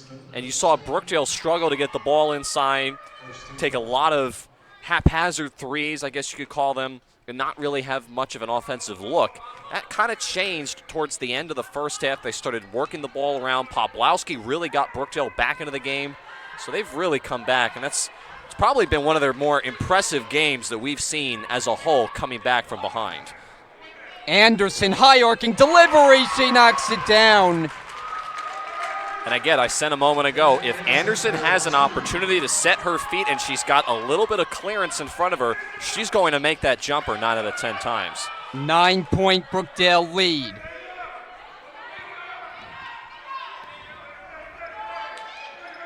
Middlesex, or Sussex rather, just looks a little bit confused, Brian. Shot clock's down to 7. Livingston has to make it happen. Drives in, lost it out of bounds, and it's Brookdale ball. Should be Sussex ball, because I think Nate Santana had signaled that it was Sussex ball. Good call by you, as initially Brookdale had lined up to have it, but it will be Sussex. I think they're going to have, the shot clock's at 3. So 3 to shoot for this, now they up it to 4. Yeah, it's a good call. It was 4 on the shot clock, and that ball went out of bounds. And you saw that all the way. Looks like they may change it to 3, actually. Put the shot clock down to 3 instead. Well, so. That's what they had it originally. Inbounder is Livingston. In for Langenbach. Aragonia throws it up. And Sussex has been a little bit out of sync here of late and have seen this game slowly start to get away from them. Aragonia has been very quiet also as of late for Sussex, and that's something that if you're the Skylanders spells bad news, because she's one of the better players as far as shooting is concerned, puts a lot of points on the board. Anderson way off the mark. It's picked up by Langenbach. Langenbach, a floater, doesn't get the roll. Aragonia ripped it away from Catanzaro, loose all over the place. Poplawski rolling toward midcourt. And a foul is called. It's on Brookdale. And I think Poplawski may have rolled her ankle there as she was going down to the court. It's just kind of one of those plays where you're going for the loose ball. And so she walks with a little bit of a limp, and she looks upset. Yeah, she's definitely in a little bit of pain.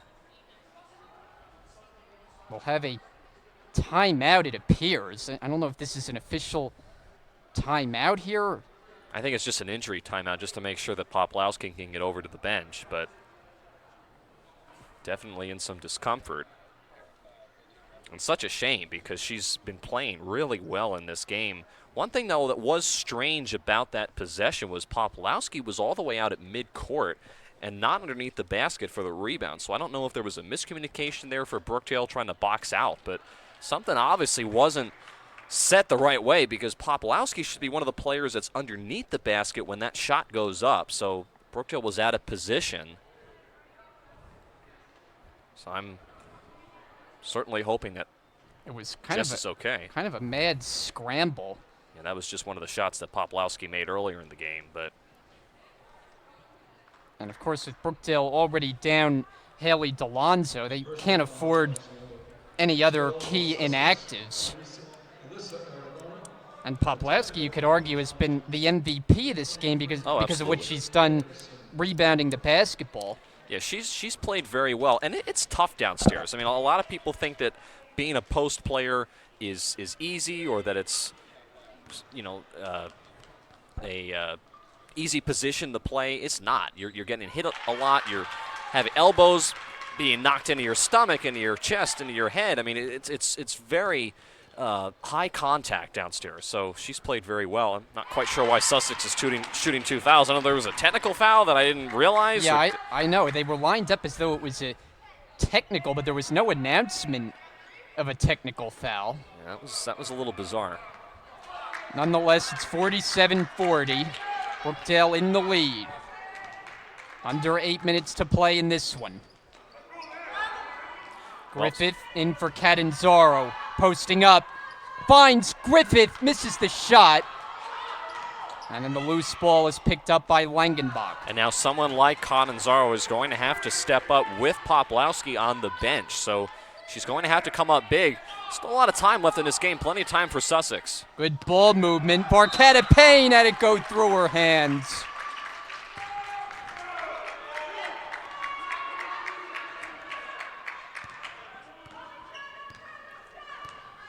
Jersey Blues overall winners of their last 5 in a row. Trying to make that 6. Handed off for Rouse. Tightly defended by Langenbach. 12 to shoot. Anderson resets top of the key. Anderson lost it. 2 to shoot. Catanzaro short. And the rebound, Langenbach. She's been busy on the defensive glass. She pulls up for a shot that's good. And a nice, smart play by Langenbach. She realized that she could either go at Catanzaro and risk missing the shot, or she could pull up and knock down a jumper with nobody around her, nobody to contest the shot. That's what she did, and now she brings Sussex to within 5. Rouse is blocked by Langenbach, and she's got it. Langenbach carries the other way. Backing in, fade away, short. Rebound, Griffith with Aragonia, who took it away. Just got to do a better job corralling that rebound. Livingston around Catanzaro, blocked by Griffith, out of bounds, and staying with the Skylanders. There's definitely some contact, Brian. I don't in any way envy the officials' job on the floor. A lot of them do a very good job most games, but there's some contact that I've seen on both sides that has not been called, and you're starting to see the level of contact increase. So the officials have to kind of, in my opinion, get a little bit better handle on that because the intensity level is picking up. Deja Anderson streaks in for the bucket. The steal on one end turns into a transition opportunity on the other, and Anderson takes advantage. Aragonia, she drains it from three-point range. We talked about how Aragonia was kind of quiet in the third quarter. She's heating up at the right time now for Sussex. It's a 4-point Brookdale lead. Anderson using the screen. Now on the drive, floater off the glass, it's good. That was nifty from Deja Anderson. Started one direction and went the other. Come up on 5 minutes to go. Langenbach, she's got it. And now Sussex is being able to go toe-to-toe with Brookdale inside, and I think a lot of it has to do with because Poplawski is on the bench. She seems to be okay. She's getting ready to check in at the next buzzer. That's a good sign for Brookdale. Rich Brunson out to use a timeout. That's their final timeout, Brian. And we're down to 4:54 remaining. It is a 30-second stoppage in the action. And this might just be to allow Jessica Poplawski to come back into the game. Coach Brunson doesn't want to wait to the next whistle, take any chances of allowing Sussex to get even closer.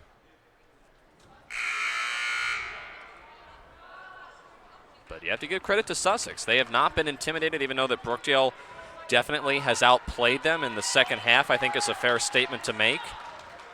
They have not gotten too discombobulated and have, the last couple of minutes, started to slowly chip away at that lead.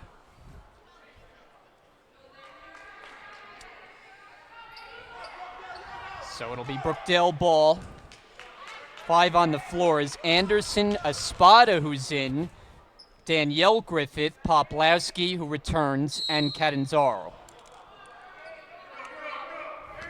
A 51-47 Brookdale lead. Anderson going around the screen. Knocked away. And Brookdale retains it.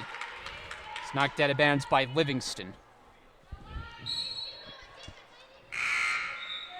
Rachel Rouse is in now. It's a very quick time on the floor for Alexis Espada. She was on there maybe of all 10 seconds. We see that more than you might think.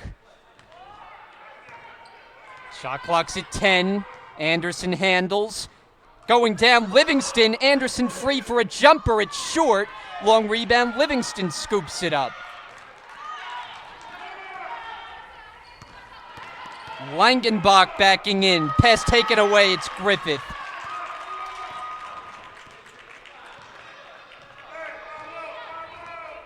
Anderson slows down the pace. Catanzaro high post. Poplawski low post. And a travel is called.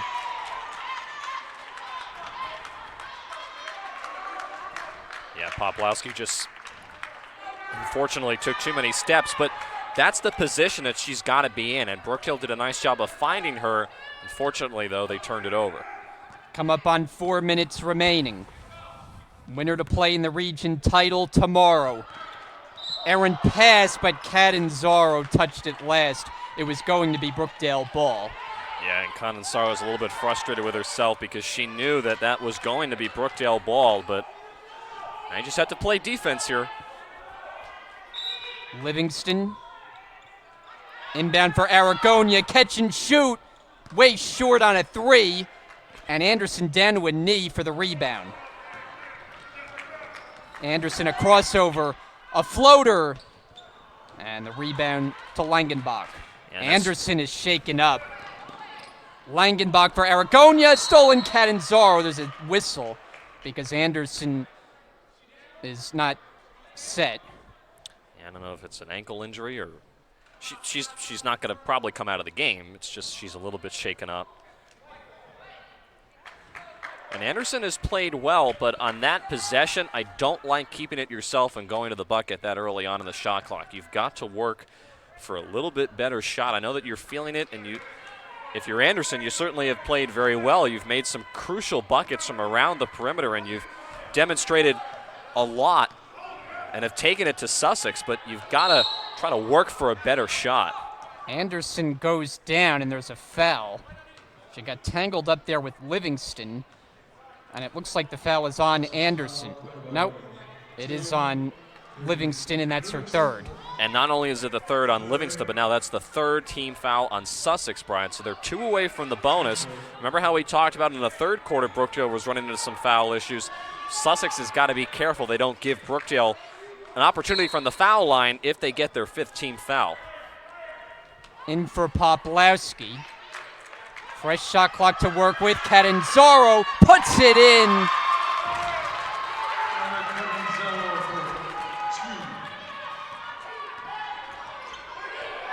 (53-47).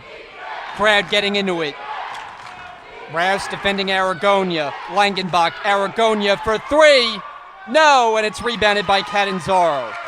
And now if I'm Brookdale with a 6-point lead, 3 minutes to go, I want to take as much time in this possession as possible because we've seen how dangerous Sussex can be. There's no need to take an early shot early in the shot clock. Catanzaro for three. It's good. Extending the range, Anna Catanzaro. And that just might be the icing on the cake tonight. We talked to Coach Brunson before the game, Brian. He told us she's been shooting really well. Very impressive shot there by Catanzaro. Timeout Sussex will take a break. 2:43 to play. This is the Region 19 tournament on Brookdale TV.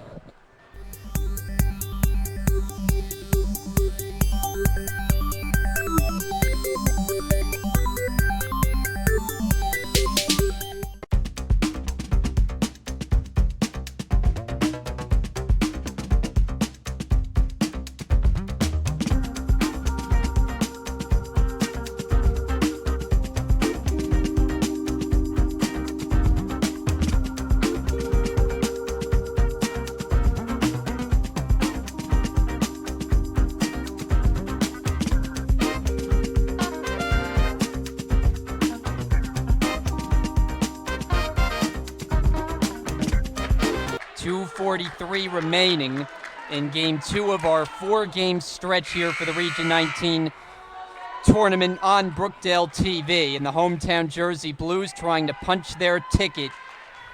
And they have a 9-point lead on Sussex. Number 1 team Brookdale trying to advance and move on as they look for win number 6 in a row. Win number 24 overall. Sussex, though, trying to mount one last rally.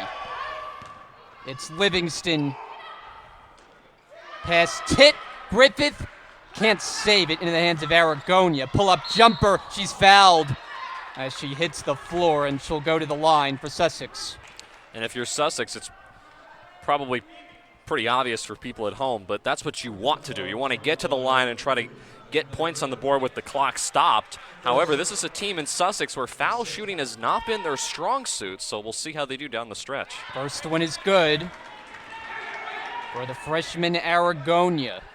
70% free throw shooter.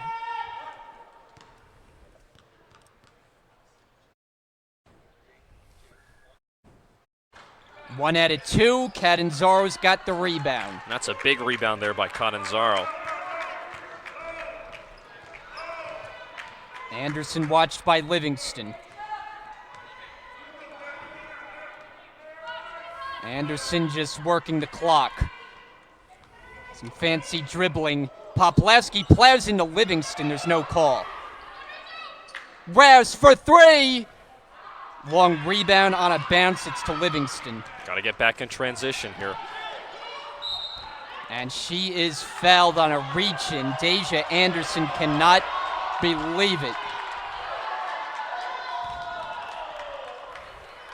It's Brookdale's third. Or they got Rachel Rouse. It was Anderson who reacted, but it was Rouse who got called for the foul. Well, lucky break there for Sussex because now they have a fresh shot clock and they're going to the line. It'll be Langenbach as she's fouled on the jump shot.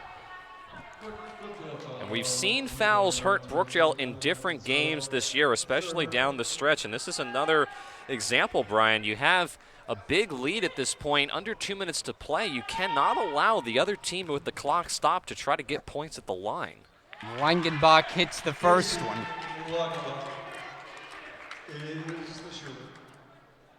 They're leaving that door open just a crack. The talented freshman from Branchville. 1 out of 2. Offensive rebound. Aragonia missed it. Griffith fights for the rebound and gets it. Anderson accelerates. Rouse stops, while Langenbach tightens up the defense. Now, if you're Sussex, you don't have to foul here immediately, but you don't want to give up a close shot. Rouse banks it in. Clutch shot, Rachel Rouse. The Brookdale lead back to 9. What a shot. That's a couple of times that Rouse has used the window to her advantage. Langenbach over Poplawski. She banks it in. Not over yet. Now, if you're Sussex, you have to try to go for a trap and steal the ball away. I'm surprised they're allowing this much time to come off the clock. I don't think you can afford to play this out. And now a foul committed near midcourt by Livingston on Anderson. For Sussex, it's their 5th team foul. Sussex foul committed by number 2. Or check that it's their 4th, so one more before free throws for Brookdale. Rouse inbounding far side. In for Poplawski. Sussex has to foul, and they do on Rouse. Aragonia and Langenbach were both there, and it's on Aragonia. And Brookdale got lucky there because, again, we talk about when you get the rebound, sometimes you feel hesitant to dribble, but I think Brookdale got awfully lucky that Sussex was called with a foul instead of a jump ball. You've got to start dribbling when you get that basketball and not allow yourself to be trapped in the first place. And before the Rouse free throws, it'll be a 30-second timeout. Sussex takes it. 58-51 the score. After this one is over, after about a half-hour break, it'll be the men's semifinal, which will take the floor. We'll have 2 games for you right here on Brookdale TV, and that'll start with a matchup of Cumberland and Middlesex.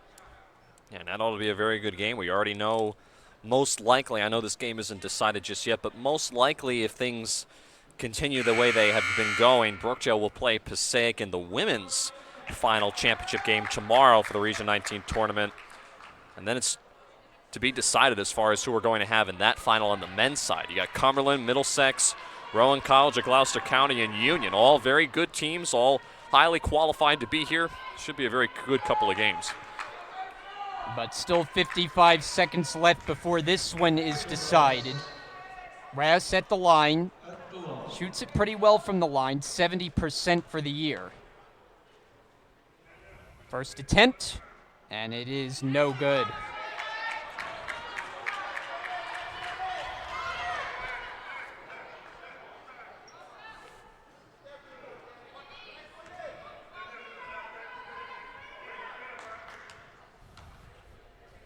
Rouse for a second try. That's good. 59-51, Brookdale's pressing. And you want to play tight defense, but you don't want to foul here. Langenbach, Aragonia for three. It's good.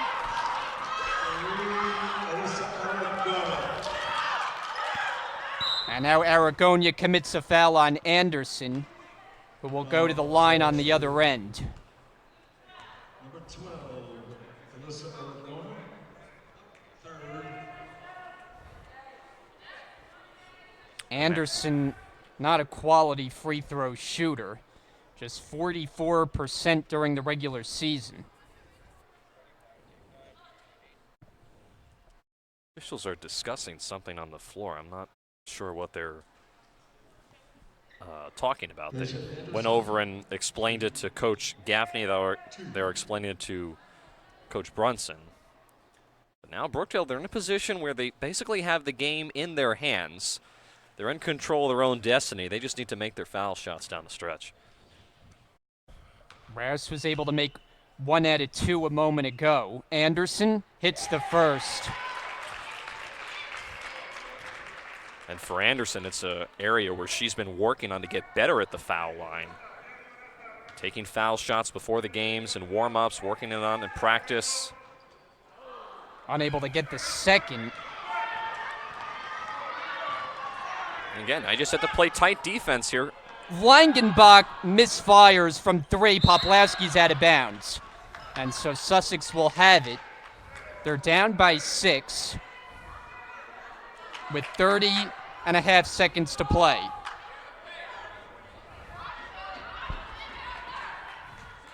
Aragonia inbounding.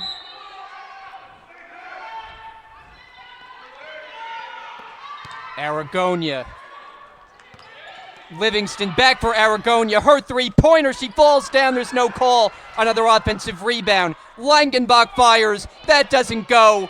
Aragonia throws it off Poplawski. What an effort. And what a play. What a smart play by Aragonia. But I think Sussex on that possession just took a little bit too much time. They need really a 3 here very quickly. Inbound for Aragonia. A dribble inside the arc. Way short, but Catanzaro didn't catch it. Brookdale cannot put this one on ice. Yeah, not really Catanzaro's fault there. It was a low shot, and it kind of hit her in the foot as she was trying to corral it. So unfortunate there, but I just think that Middlesex took way too, or excuse me, Middlesex. I'm thinking about the next game that's coming up, Brian. Sussex just took way too much time on that possession before the ball went out of bounds to set up their offense. Being down by 6 with 10.5 left, that's pretty tall order to overcome. Sussex uses a timeout. Time is running out on the Skylanders for their season. It's been a productive one, though. They've qualified for postseason play. They defeated Bergen in overtime and now matched up with number 1 Brookdale. And regardless of how this game comes out, Brian, you have to give Sussex credit. I mean, they played hard. They really pretty much had Brookdale in control. They really controlled what went on the floor in the first half. Brookdale made some adjustments, picked up their intensity, going into the locker room at halftime, came out in the second half with even more intensity. Sussex didn't really have an answer, but they've been able to fight and keep it close from the majority of this game. 10.5 seconds remain. That's what stands between Brookdale and playing for the region championship tomorrow afternoon. That's thrown to the bench. What happened there? Was it deflected? The officials don't know who to give the ball to. It looked like the ball was just thrown away, did it not? Yeah, that's what I thought too, so I'm not sure what the confusion was. I just think Livingston just threw it out of bounds. But now for Brookdale, you have to get the ball in. You're in a dangerous spot because you're right underneath your own basket. Rouse is held immediately by Langenbach. About a second ran off the clock, and so more free throws coming. Langenbach now with 4 personal fouls.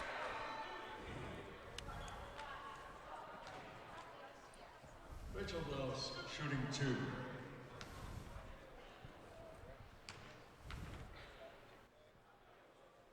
Rouse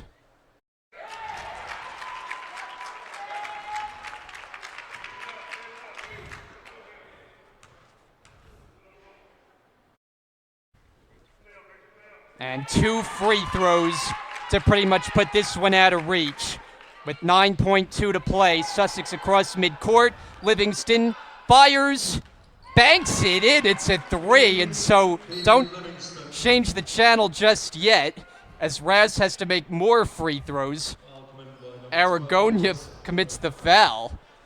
Sussex is just barely hanging on by a thread here, courtesy of Livingston. Prerogative still doesn't change, though, for Brookdale. They're in control. You just have to make your foul shots, and I think it's just going to be a very valiant effort by Sussex, but they're just going to come up a little bit short. Rouse has made her free throws down the stretch. That's 3 in a row. Standout performance for the sophomore today. 2 out of 2 from the line, 3.4 to go. Inbounded for Livingston. Final seconds run off the clock. The Aragonia 3 is good. That will count. But the game is over, and the Brookdale Jersey Blues move on. They will play for the Region 19 Championship tomorrow afternoon. And once again, it'll be in front of their home fans as they will take on Passaic. The final score this afternoon, Brookdale 64 and Sussex 60. An entertaining battle that we saw here on Brookdale TV. Very much a game of runs, especially to start in the first half. Brookdale started strong. Sussex then controlled the game for a good part of it, but down the stretch, I think a couple players really stood out. Rouse in her shot-making ability, and I think the biggest basket of the game, the Anna Catanzaro 3. Well, certainly that definitely helped to spark the Brookdale offense late in the game, but I really do think the Player of the Game award has to go to Jessica Poplowski. I mean, her rebounding is what got Brookdale back in the game in the first place. The intensity that she brought to the floor helped the Jersey Blues as a whole kind of get fired up, and they played with a lot more intensity in the second half as a result of that. So an all-around good win. They play Passaic tomorrow in the championship game. This is what we're used to seeing out of Brookdale. The last several games, you can characterize them as in sometimes being lethargic. They definitely weren't lethargic tonight. They played very well, and now they have a shot to go to the Nationals once again if they're able to get a win tomorrow against Passaic. A very good quality opponent there. So certainly a very good game. Good run for Sussex. They made it interesting down the stretch, but I just think they lost sight of what their game strategy was. They looked at times confused on offense, especially when Brookdale started to hit their shots, and that's really how the game finished. So once again, the final score, Brookdale wins it 64-60 over Sussex in what was a very good game in front of their home fans. So Tim and I are coming back. The men's games are set to check in next. We're halfway through on our Brookdale TV marathon today. Thanks so much for watching, and we'll see you in a little bit.